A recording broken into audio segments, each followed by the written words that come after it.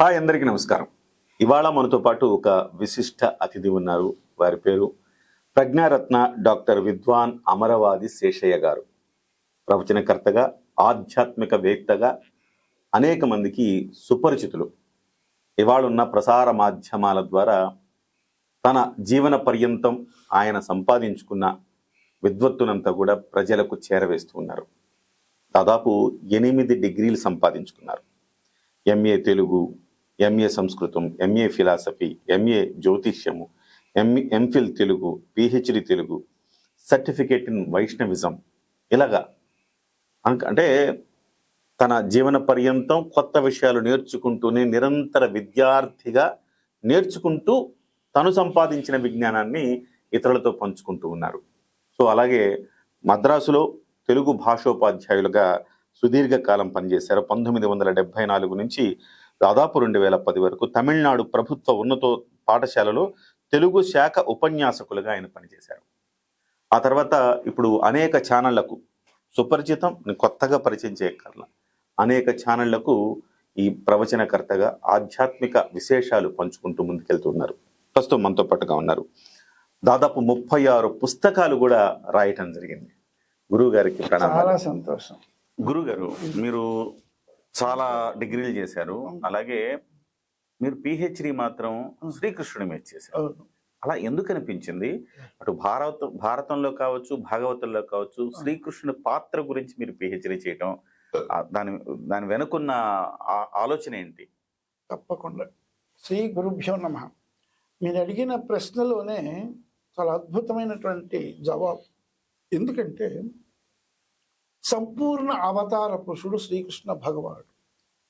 దశావతారాల్లో ఒక్క కృష్ణ భగవానుడే సంపూర్ణ అవతార పురుషుడు.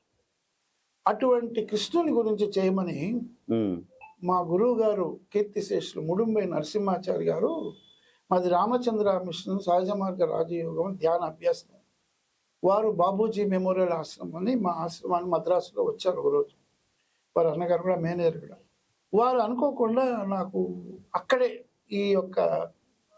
ఈ టాపిక్ గురించి మాట్లాడారు.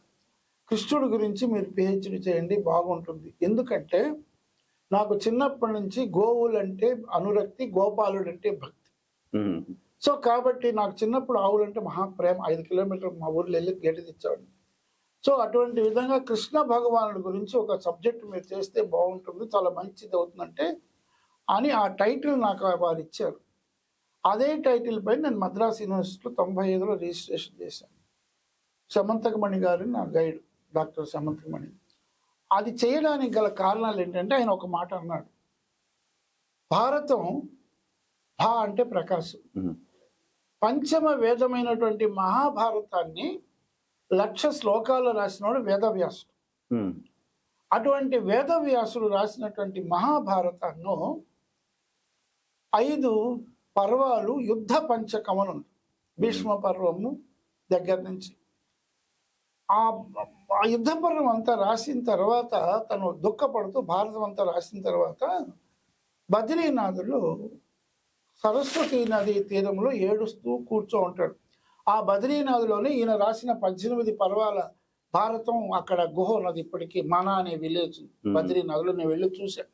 దాని ఒడ్డులోనే సరస్వతి నది ఉన్నది. అక్కడే భీముడు రాయి వేసి స్వర్గారానికి వెళ్తారు. అప్పుడు నారదుడు వచ్చి, ఓ వేదవ్యాస, నువ్వు ఎందుకు బాధపడుతున్నావు? అటువంటి కృష్ణ భగవానుడు భగవంతుని లీలల గురించి భాగవత పురాణంగా రాయి అంటాడు. ఆ విధంగా ఈ భారతాన్ని తన శిష్యులైన 4 శిష్యుల ద్వారా ప్రచారం చేయిస్తాడు. పైలుడు, వైశంపాయనుడు, సుమంత్రుడు, జైమిని అని 4 ద్వారా మహాభారతం ప్రచారం అవుతుంది. ఓకే. ఆ విధంగా ఈ యొక్క భాగవతాన్ని రాయడానికి గల కారణం అయితే ఈ భగవంతుని లీలలన్నింటినీ కూడా రాసి ఎందుకు రాశాడంటే జనమేజయునికి, పరీక్షిత్తుని కుమారుడైనటువంటి జనమేజయుడికి భారతం వినిపిస్తాడు. ఈ పరీక్షిత్తు ఒక శమీక మహర్షి పైన చనిపోయిన పావునేస్తే శపిస్తాడు. అతను 7 రోజుల్లో చనిపోతాడు. అప్పుడు ఆ భాగవత పురాణాన్ని 18 పురాణాల్లో శాక్తేయ పురాణాలు 6, విష్ణు పురాణాలు 6, శివ పురాణాలు 6 రాసిన తర్వాత అందులో భాగవతం ఒక పురాణంగా వచ్చి దీన్ని మనకు నవబ్రహ్మలలో వశిష్ఠుడు మొదటివాడైతే అతని కుమారుడు శక్తి కుమారుడు పరాశరుడు కుమారుడు వేదవ్యాసుడి కుమారుడు సుఖబ్రహ్మ. ఆ సుఖబ్రహ్మే ఈ యొక్క పరీక్షత్తు మహారాజుకి ఇటువంటి బోధ చేసే విధంగా ఆ యొక్క భాగవతాన్ని వేదవ్యాసుడు రాయడం జరిగింది మనశ్శాంతి కోసం. దాన్ని మన తెలుగు సాహిత్యంలో 1000 సంవత్సరాల మన తెలుగు సాహిత్యంలో క్రీస్తు శకం 11వ శతాబ్ది అయినటువంటి నన్నయ్య, క్రీస్తు శకం 13వ శతాబ్ది అయినటువంటి తిక్కన, క్రీస్తు శకం 14వ శతాబ్ది అయినటువంటి ఎర్రన మొత్తం ముగ్గురు కవిత్రయంగా మహాభారతాన్ని తెలుగులో అనువదించారు. నన్నయ్య మొదటి 2 ఆశ్వాసాలు ఆది సభా పర్వాలు రాసిన తర్వాత అరణ్య పర్వంలో 3వ ఆశ్వాసం 142వ పద్యం వరకు రాసి స్వర్గస్థులైన తర్వాత తిక్కన విరాట పర్వం నుంచి స్వర్గారోహణ పర్వం వరకు 15 పర్వాలు రాశాడు. తర్వాత మిగిలిపోయినటువంటి అరణ్య పర్వాన్ని ఎర్రాప్రగడ పూరించాడు. ఇది ఆంధ్ర మహాభారతం. ఇప్పుడు నేను తీసుకున్న టాపిక్ ఆంధ్ర మహాభారత భాగవతాల్లో శ్రీకృష్ణ పాత్ర వరకు తీసుకున్నా. దాంట్లో మా గురుగారు ఏం చెప్పారు, ధర్మం కోసం ఏర్పడిందే,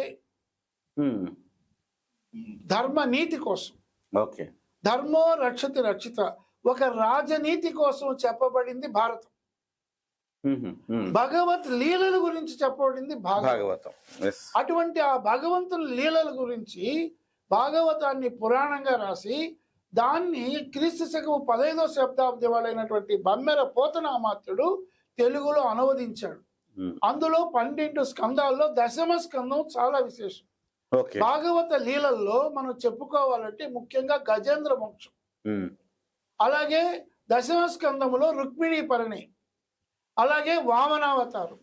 ఇవన్నీ భగవంతుని యొక్క లీలలను తెలిపేటి ఉంటాయి. ఒక మచ్చుకి భారతంలో ఒక పద్యం, భాగవతంలో ఒక పద్యం చెప్తాను. భాగవతంలో గజేంద్ర మోక్షంలో ఆ యొక్క ఏనుగు ముసలి బారి పడ్డప్పుడు అద్భుతమైన వేదాంత తత్వమైనటువంటి ఒక భారతీయ తత్వాన్ని పోతన వర్ణించాడు. ఏమని వర్ణించాడంటే, ఆ ఏనుగు చెప్పినట్లు ఏనుగు ప్రార్థనగా అనిదా శరణు నాస్తి త్వమేవ శరణం అన్నట్టుగా అద్భుతంగా ఏనుగు గజేంద్రుడు మహావిష్ణువును మొరపెట్టుకున్నట్టు.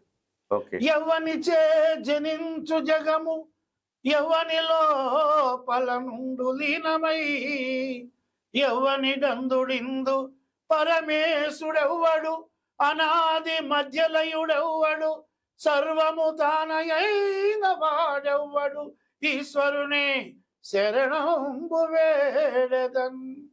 ఎవరి చేత జగము జనింపబడుతూ సృష్టి స్థితి లయకారకుడు ఎవరు, ఎవరి చేత సృష్టించబడుతుందో, ఎవరి చేత స్థితి చేయబడుతుందో, ఎవరి చేత లయం జరుగుతుందో, ఎవరైతే ఈ లోకంలో ఆది అనాదిగా ఉన్నాడు, అన్ని చోట్ల ఉన్నాడో అటువంటి ఈశ్వరునే, అంటే ఒక్క భగవంతుడికి మనము శరణాగతి చేస్తే చాలు. అయ్యా నాకు ఏమీ తెలియదు అని ఎప్పుడైతే నువ్వు శరణ వేడతావో నీకు అన్నీ జరుగుతాయి అనేటువంటి గజేంద్రం ద్వారా భగవంతుని లీలలో చెప్పించాడు బమ్మెర పోతన. అలాగే మన వివాహ వ్యవస్థల గురించి బమ్మెర పోతన చెప్పిన రుక్మిణీ కళ్యాణ ఘట్టంలో ఇప్పటికీ అమ్మాయికి చాలా రోజులు పెళ్లి కాకపోతే రుక్మిణీ కళ్యాణం చదవమంటారు, వర్షాలు పడకపోతే విరాట పర్వం చదవమంటారు భారతంలో. అప్పుడు ఇప్పటికీ కూడా మన ఇళ్లలో గౌరీ పూజ చేస్తున్న అమ్మాయి పెళ్లికి ముందు, వివాహం జరిగే ముందు, అప్పుడు వివాహానికి వెళ్ళేటప్పుడు కులదైవతాన్ని పూజ చేసి వెళ్ళాలి. దానికి మత్సుగా అద్భుతంగా పోతన వర్ణించాడు. ఎప్పుడైతే తను కృష్ణుడిని వివాహం చేసుకోవాలని రుక్మిణి తన అన్నయ్య అయినటువంటి రుక్మిణి శిశుపాలునికి ఇచ్చి పెళ్లి చేయాలంటాడు. తనకి ఇష్టం లేదు. అష్టవిధ వివాహాల్లో రాక్షస వివాహంలో తీసుకెళ్ళిపోతాడు. అప్పుడు ఒక పూర్వకాలం అంతా సరే ఒక ఇంట్లో వివాహం జరగాలన్న శుభాశుభ కార్యాలకి పురోహితుడు ముఖ్యం. ఆ విధంగా ఒక పురోహితు తన యొక్క బ్రాహ్మణుడిని అక్కడికి పంపిస్తుంది. ఎక్కడికి? కృష్ణుడి దగ్గరికి రాయబారంగా పంపించి నన్ను తీసుకెళ్ళమంటాడు. అప్పుడు అద్భుతంగా వర్ణించాడు పోతన. గనుడా భూసురుడేగెనో నడుమ మార్గశ్రాంతుడై చికెనో విని కృష్ణుడిది తప్పుగా తలచనో విచేయునో లేదో నా భాగ్యం ఎట్లున్నదో అని. అంటే మనం ఒక మనిషిని పలానా చోటికి పోవాలంటే వాడు పోయినాడో లేదో అని ఎంత తత్తరపడతామో ఆ విధంగా ఉంటుంది. అగ్నిద్యోతనుడని ఆ బ్రాహ్మడి పేరు. ఆ తరువాత అతను వస్తాడమ్మా, కృష్ణుడు వస్తాడు, నేను పెళ్లి చేసుకుంటా అంటే ఈమె నేరుగా కులదేవత పూజ కోసం వెళుతుంది. అక్కడ ఆ కులదేవతను మొక్కుకుంటుంది.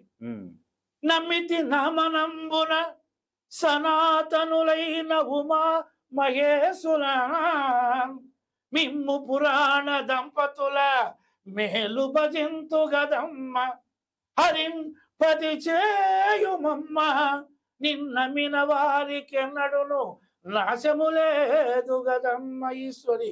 అమ్మా, ఓ ఆది దంపతులారా, మిమ్మల్ని నమ్మాను. నమ్మితి నామనంబున సనాతనులు, అదే సనాతన ధర్మం.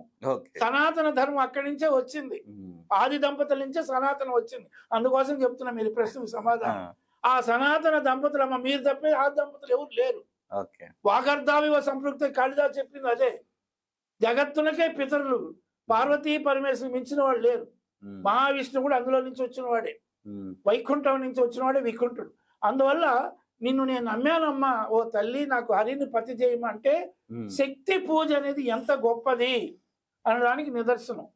అలాగే భారతాన్ని తీసుకుంటే తిక్కన ఉద్యోగ పర్వంలో మనకు 4 సార్లు కృష్ణ భగవానుడు తన విశ్వరూపాన్ని చూపిస్తాడు.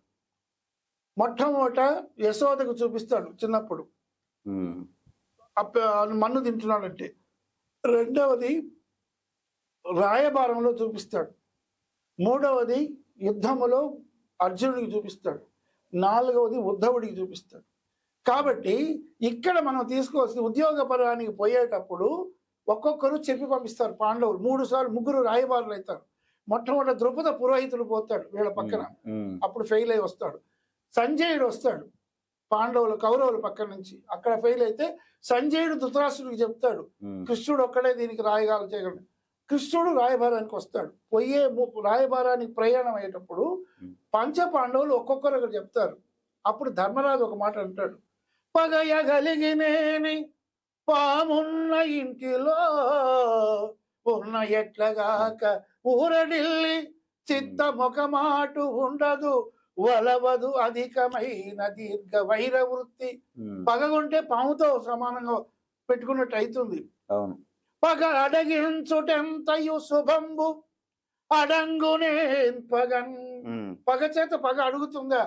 పగగొన్న మార్కొనక పల్కగయుండగవచ్చునే ఏమి గతి దలంచినను పగకు మేలిమిలేదు గురుదువంబు కేశవ.